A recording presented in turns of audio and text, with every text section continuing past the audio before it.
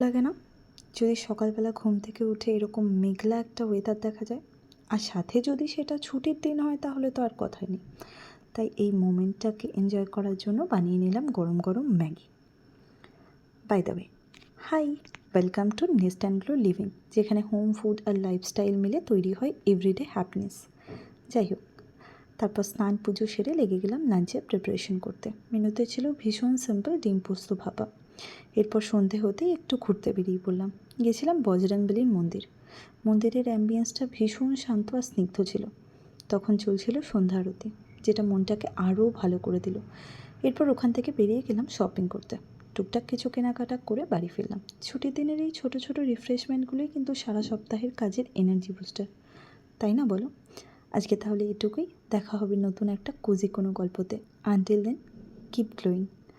আর যদি আমার ভিডিও ভালো লেগে থাকে তাহলে লাইক আর কমেন্ট করে পাশে থেকো, আর পারলে সাবস্ক্রাইব করে দিও। Thank you, by.